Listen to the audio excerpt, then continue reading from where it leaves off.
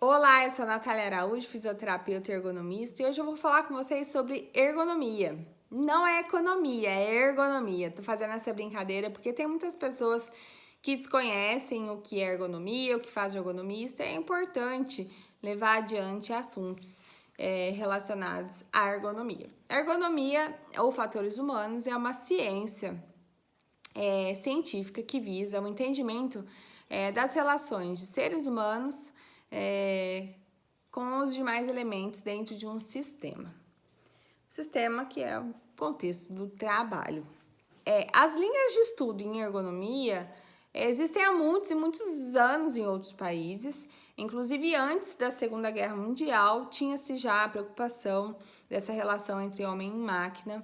Isso foi se aperfeiçoando com a Segunda Guerra Mundial, essa interação, onde outros países tiveram essas iniciativas de atuação com ergonomia, e isso se estende até os dias de hoje. A ergonomia no Brasil não é uma profissão regulamentada, mas há uma normativa que refere-se que para trabalhar com ergonomia você precisa ter uma graduação e ser capacitado para atuar com ergonomia. Então, a minha indicação é que se faça uma pós-graduação em ergonomia, para você se tornar especialista do assunto e poder ajudar as empresas nas suas demandas diversas.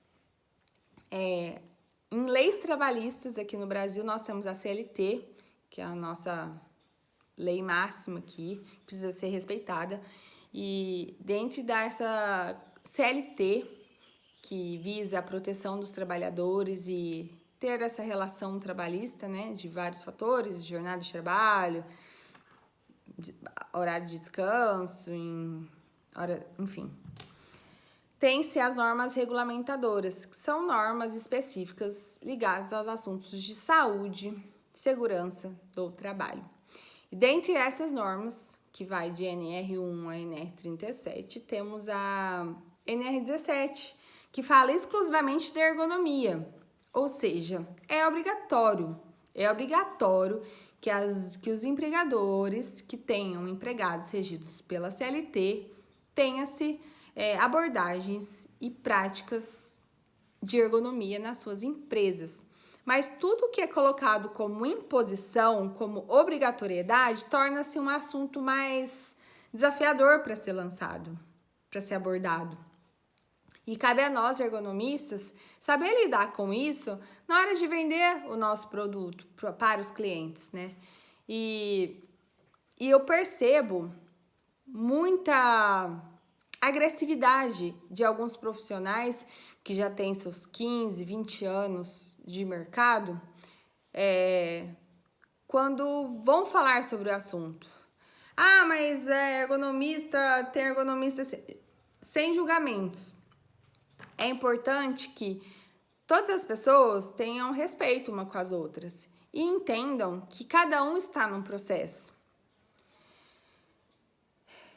Ou seja, a gente não nasce sabendo, né? Então é importante que a gente sempre se busque conhecimento, busque capacitação necessária.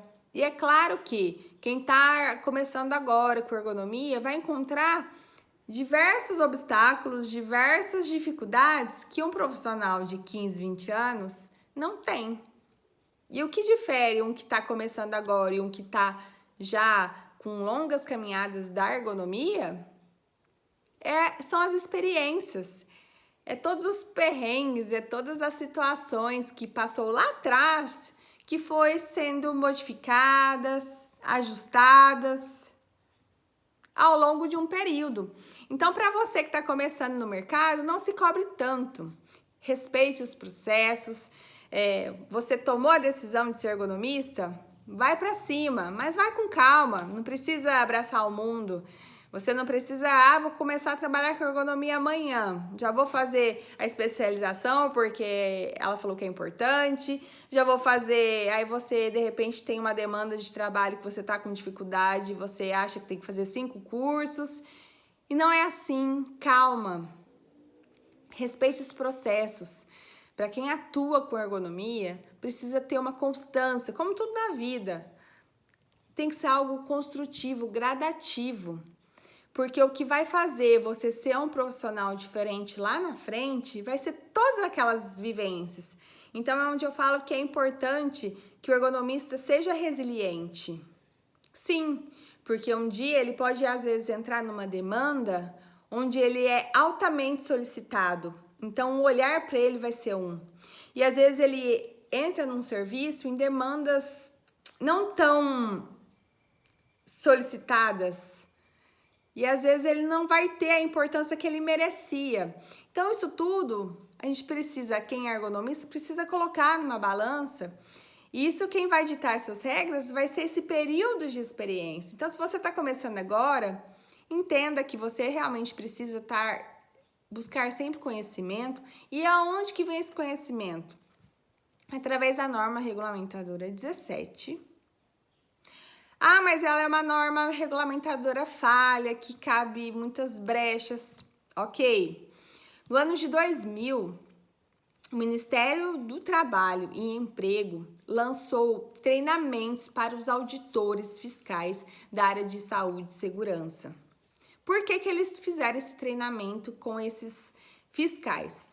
Porque eles tinham dificuldade de fazer abordagens, fiscalizações, usando a norma regulamentadora 17. Então, houve-se o consenso de fazer esse treinamento no ano de 2001 aí, para que os auditores entendessem de uma forma mais detalhista as aplicações de ergonomia. Então, através do manual de aplicação da NR17, que se tem os parâmetros, os pontos importantes para ser levado em construção de análise ergonômica do trabalho, construção das demandas, das aplicações, dos diagnósticos, das recomendações, da ergonomia aí. Então, é o documento mais importante, é o manual de aplicação da NR17. Existem, sim, outras linhas de estudo importantes, que são as normas ISO. Isso vai depender muito do segmento, da onde está sendo realizado esse estudo, aonde que vai ser essa... É postura estática? É movimentos repetitivos? É levantamento, transporte, manual de cargas? Então, para cada condição, haverá, sim, diretrizes internacionais que, através dessas linhas de estudo de ergonomia, que deixam para nós diretrizes. Mas aqui para o Brasil, nosso documento base é o Manual de Aplicação da NR17. E você pode dominar o Manual de Aplicação da NR17, que mesmo assim, o ergonomista, independente se ele está começando agora ou se ele está lá na frente, ele pode encontrar dificuldades nas ações aí de implantação de recomendações de soluções ergonômicas. Por quê? Porque estudar, compreender essa relação de trabalho, dos fatores do indivíduo e os elementos à sua volta é muito complexo. E cada dia mais nós observamos que vai continuar sendo complexo. Por quê? As demandas são fatores aleatórios aí que contribuem para que seja mais fácil ou mais desafiador a compreensão dessas demandas de serviço, de ergonomia. O profissional que vai atender uma empresa tem que observar se é uma empresa reativa, ou seja, que tem aquela postura mais de quando acontece algum fato, de procurar os culpados.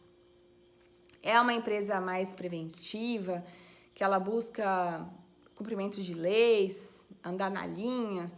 É uma empresa que ela vai além da prevenção, que ela busca boas práticas, tem assuntos mais de performance entre processos, produtividade e normas e leis, né, de saúde e segurança, que buscam compliance, enfim. Então, isso tudo interfere as linhas de estudo. Por exemplo, às vezes pode acontecer de você estar numa determinada demanda, você sugeriu um determinado melhoria de ergonomia e você vai replicar isso em outra empresa, às vezes do mesmo segmento, e ver que não se aplica, que você não consegue.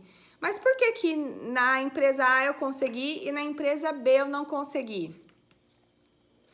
Vai depender também desse perfil, a cultura da empresa, as aberturas que a empresa pode dar para você, a relação da ergonomia com outras áreas.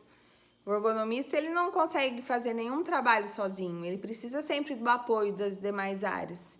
E tem uma frase que o ergonomista brasileiro falou, e ele fala sempre, inclusive eu admiro muito, que ergonomia é tudo, tudo é ergonomia.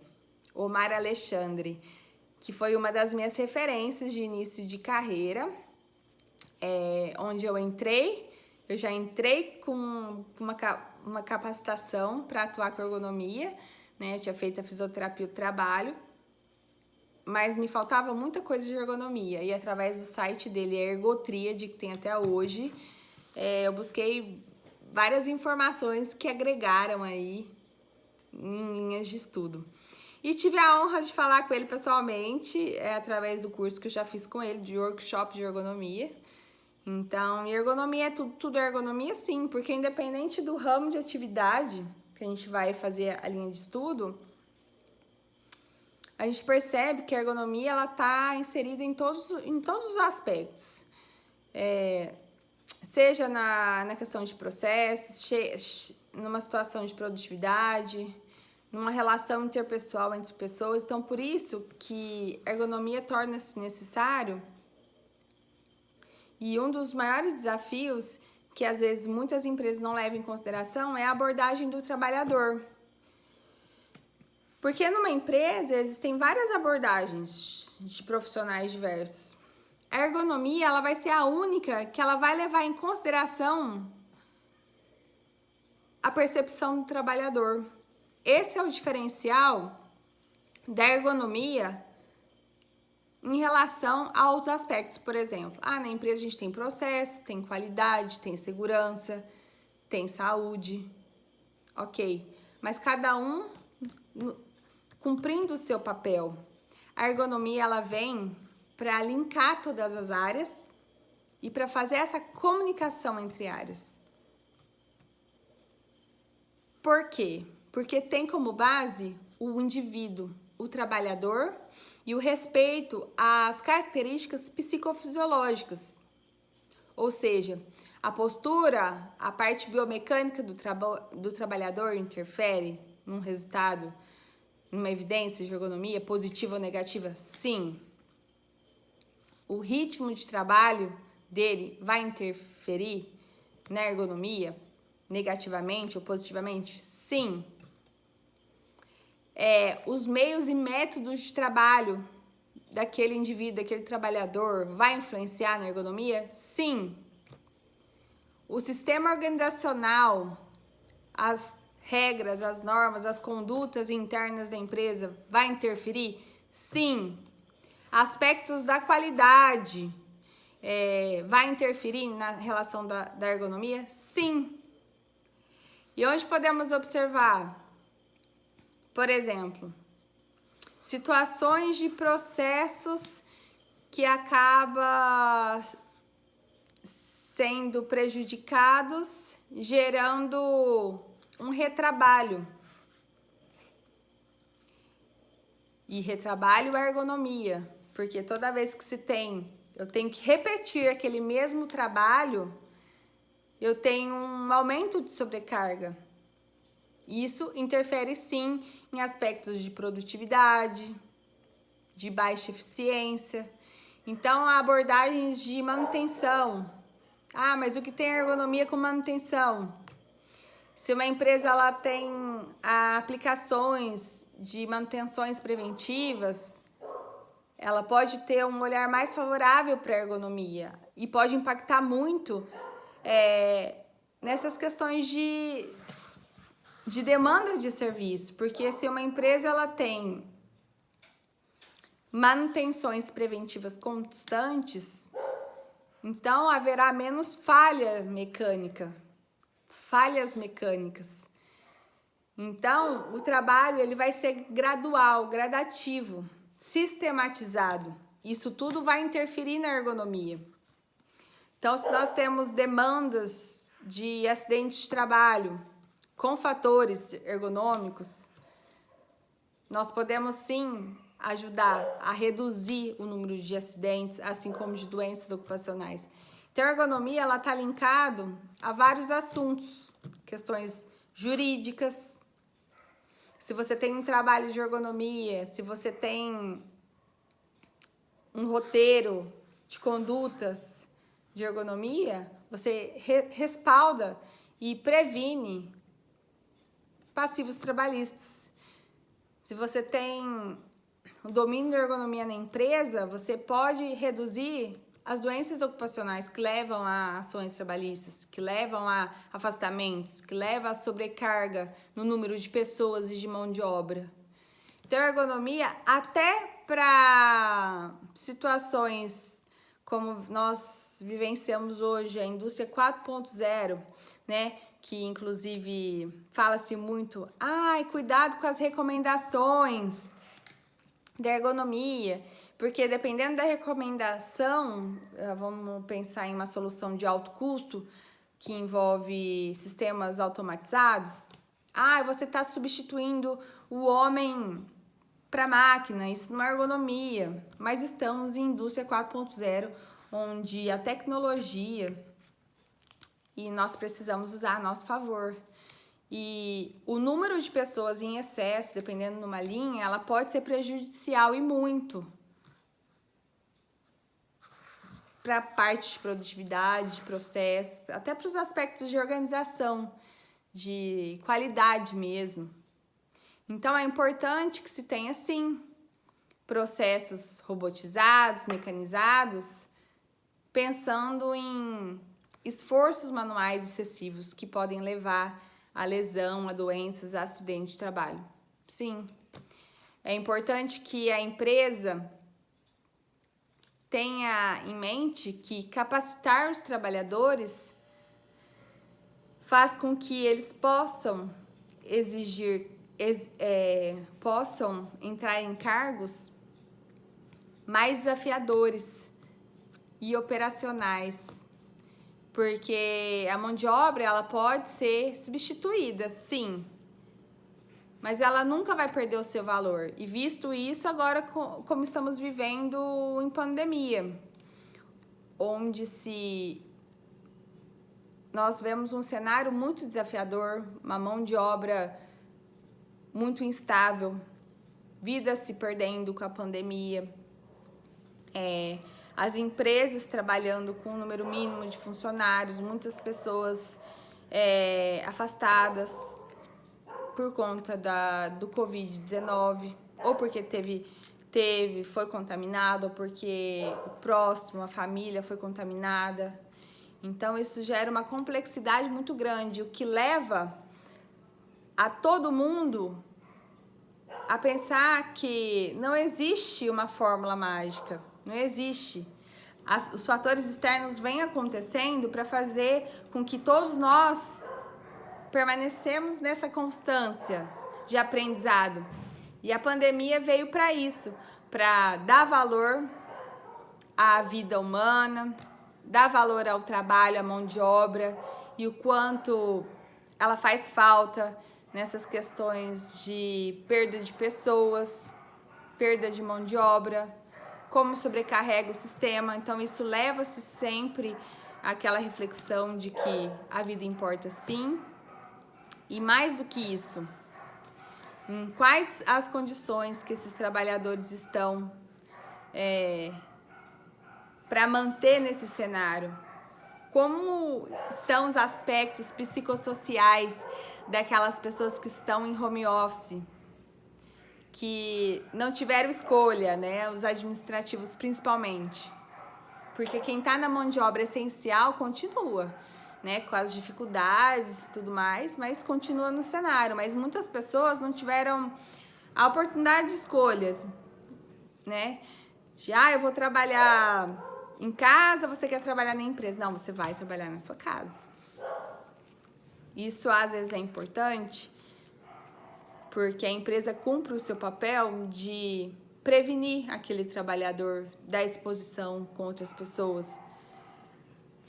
Mas essa mudança de cenário entre um trabalho in loco na empresa e em casa muda todo um olhar da ergonomia, que sai fora da questão de mesa, cadeira, para os aspectos psicossociais, cognitivos, até mesmo organizacionais, porque no trabalho você faz o seu trabalho, você tem as alternâncias, tem o convívio social, né? Tem as pausas banheiro, as pausas fisiológicas, breves reuniões, mas você tá ali naquele cenário.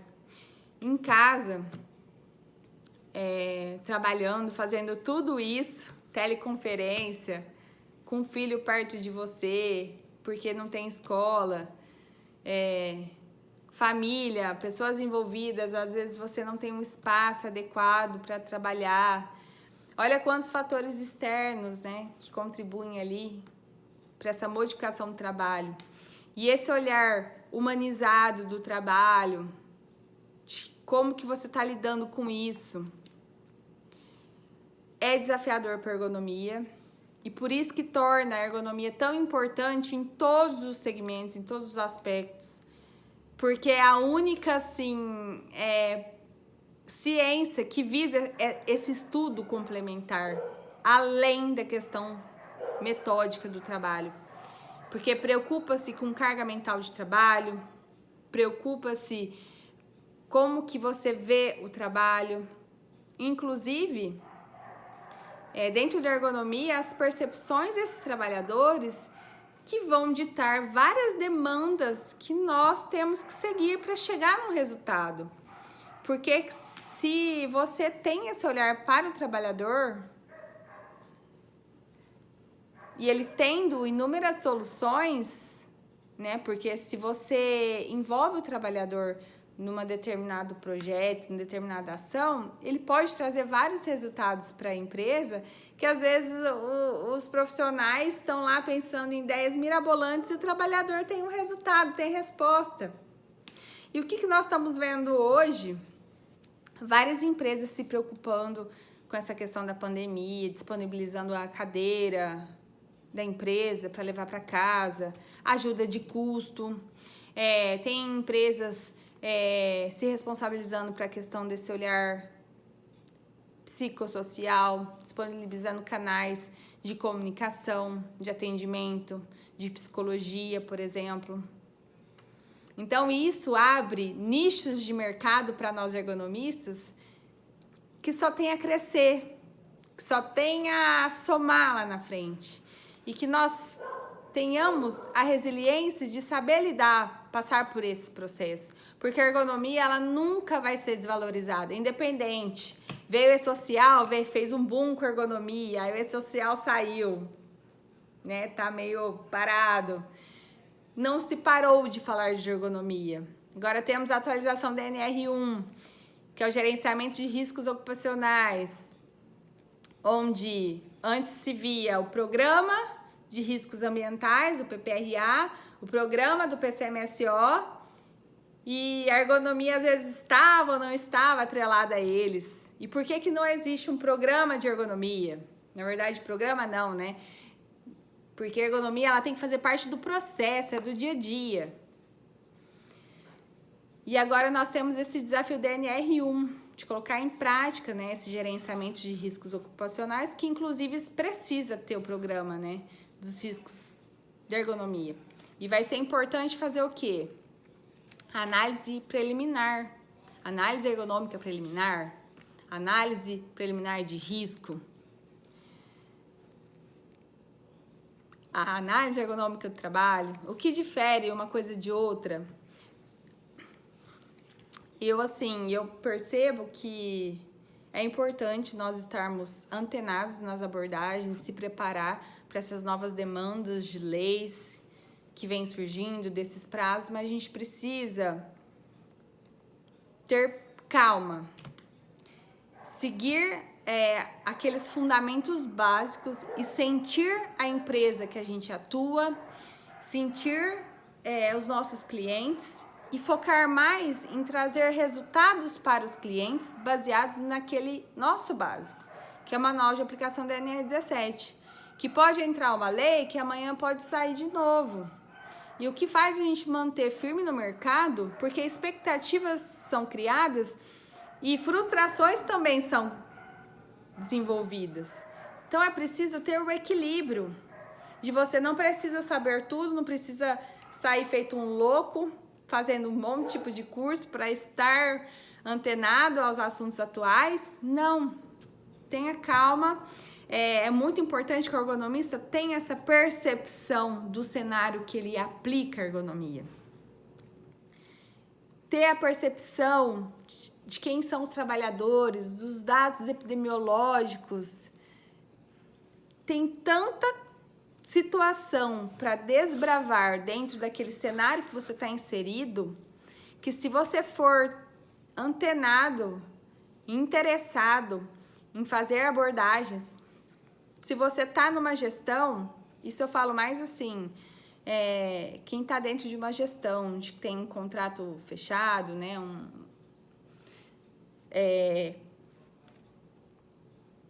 aquele plano de trabalho pontual, prazo determinado, eu vou fazer a elaboração da IT.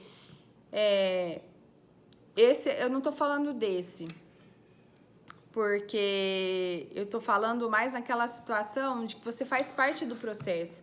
Porque, ao meu ver, era isso que devia acontecer com todas as empresas que têm empregados regidos pela CLT. Por quê? A ergonomia, ela precisa ser parte desse processo, do dia a dia. Independente se você tem um alto índice de absenteísmo, ou se você é uma empresa que busca prevenção, que fazer além a prevenção, não importa. Assuntos de ergonomia são tratados com ergonomista, porque vai ser o único profissional que vai levar em consideração essas variabilidades dos demais processos. É um assunto amplo, mas que é muito gostoso de ser discutido. E eu gostaria de falar sobre isso mesmo, de que eu vejo muitos profissionais preocupados em estar atualizado no cenário.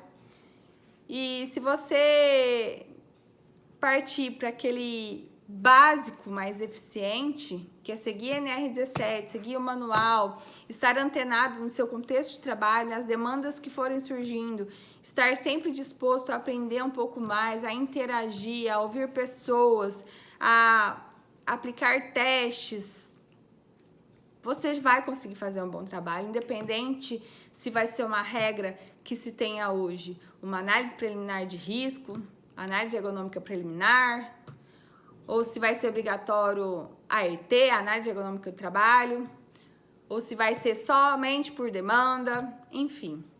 Esses cenários de leis podem mudar, sim, constantemente, mas o importante é que você siga a essência da ergonomia. E isso você só vai conseguir estando na prática, vivenciando situações, recebendo inúmeros nãos, recebendo vários sims, e que lá na frente você vai ter história para contar, aprendizado para passar para demais pessoas e contribuindo para que as pessoas tenham entendimento de ergonomia. E aquelas que não respeitam o seu ponto de vista, tá tudo bem, não precisa me seguir, não é verdade? Segue o colega do lado. Eu não gostei do que ela fala nada com nada, porque ela tá aí com um determinado tipo de abordagem que eu não concordo. Ok, sem agressividade, vamos consultar pessoas que nos agregam valor, que possam nos passar alguma mensagem positiva, né? E é isso, gente. Até o próximo vídeo. E é isso aí. Tchau, tchau.